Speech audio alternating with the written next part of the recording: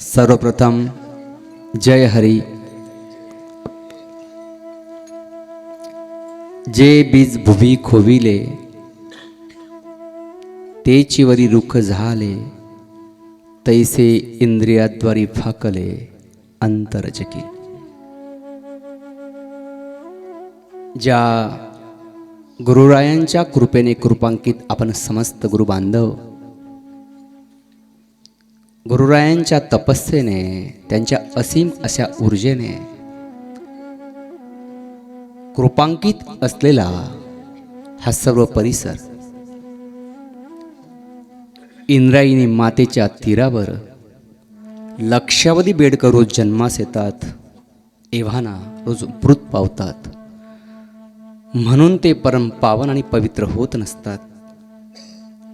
तद्वत महामहिम महन्मनीय माऊलीजींच्या परिवारामध्ये प्रारब्ध वशानं एक नातवाचं स्थान प्राप्त झालं म्हणून मी परम पवित्र आहे असं होत नाही. परम भाग्य असावं मागच्या जन्माचं की माऊलीजींसारख्या महान परिवारामध्ये आमचं जीवन सर्वार्थानं अंकुरलं.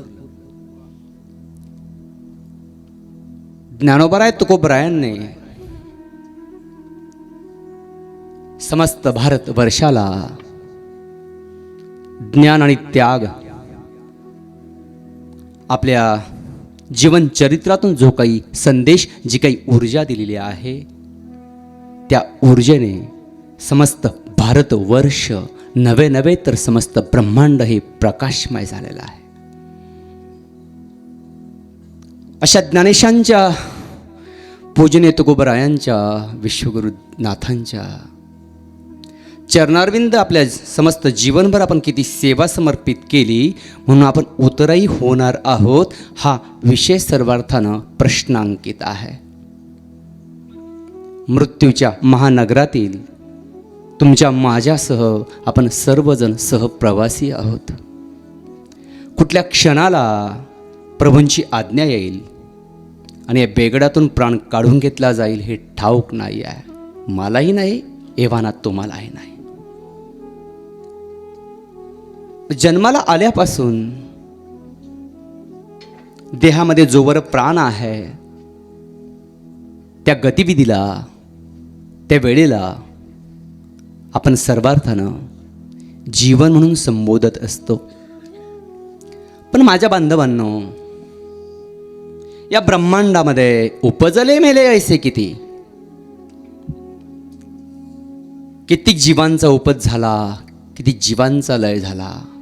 मग ब्रह्मांडाचं वास्तव काय आहे? जन्मास आपण येतो तरी कशासाठी? हा विषय गांभीर्यानं, या विषयाचं ज्यावेळेस चिंतन करू लागलोत ना, मग आपल्या लक्षात येतं की जे आपल्या गुरुरायांनी आपल्या जीवनाची 60-70 वर्षांची जी काही अनमोल अद्वितीय स्वरूपाची तपश्चर्या केलेली आहे, ज्या ज्ञानोबराय तुकोबरायांनी समस्त विश्वाला जो काही शांतीचा संदेश दिलेला आहे, याच्यामागे शाश्वत काय आहे? ज्या मायेमागं, ज्या द्रव्यामागं सर्वार्थानं भावाभावामध्ये होणारी वाद, हा जो आपला चाललेला अट्टहास आहे, याच्यातून सर्वार्थानं जीवन निर्लस व्हावं, याचसाठी संतांनी सर्व ब्रह्मांडातील जीवाला सदोदित उजागर केलाय. मात्र माया तेची ब्रह्म, ब्रह्म तेची माया, अंग अनछाया जयापरी. ज्या पद्धतीनं आपल्या स्वतःच्या शरीराची छाया आपल्याकडनं सुटत नाही ना, तद्वतच मायेपासनं बाजूला जाणं दुरापास्त.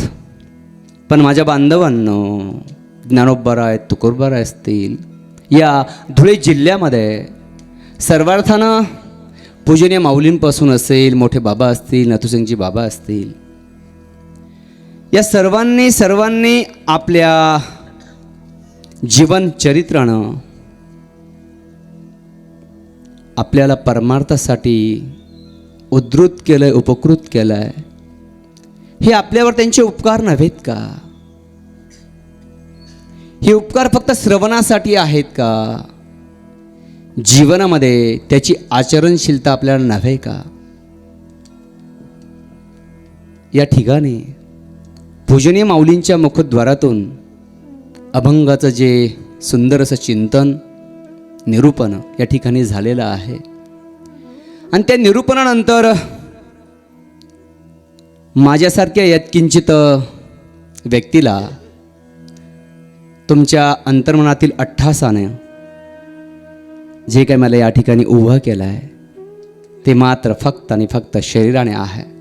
मुखद्वारातून निघालेला जो जो शब्द असेल तो माझ्या गुरुरायांचा प्रसाद असावा, त्यांची कृपा असावी. बोलणं खूप होईल, मात्र आपण गेल्या 3 तासापासून आसनस्थ झालेले आहात.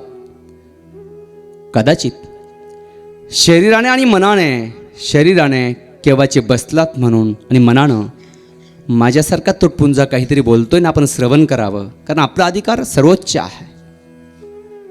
त्या मनाला ग्लानी येऊ शकते आणि ते येऊ नये त्याच अनुषंगानं माझ्या शब्दांकनाला मी पूर्णविराम द्यावा अशा माझ्या मनातून येणारा मला संकेत. पण मात्र माझं जीवन बालवयीन जीवनापासून तर आज तागायतपर्यंत सर्वांना त्रासच देत आलाय. तुम्हालाही 8 तासाने माझा एक त्रास असेल, माझी विनवणी असेल, माझी याचना असेल, माझी प्रार्थना असेल की कृपया माझ्या सर्व बांधवांनी, माता भगिनींनी आपल्या पाठीचा कणा कृपया सरळ करा, आपली हात जोडा. ज्या गुरुरायांनी सर्वार्थानं आपल्याला जो काही मंत्र दिला, ज्या मंत्रामुळे आपल्या जीवनाची दशा बदलावी हा त्यांचा अट्टहास राहिला, त्याचं चिंतन त्यांना व परमपित्याला साक्षी म्हणून आपण करूयात. रामकृष्ण हरी, रामकृष्ण हरी, रामकृष्ण हरी, रामकृष्ण हरी, रामकृष्ण हरी, रामकृष्ण हरी, रामकृष्ण हरी, रामकृष्ण हरी, रामकृष्ण हरी, रामकृष्ण हरी, रामकृष्ण हरी. माझ्या बांधवांनो, गुरुरायांनी सर्वार्थानं जो काही मंत्र दिलेला आहे,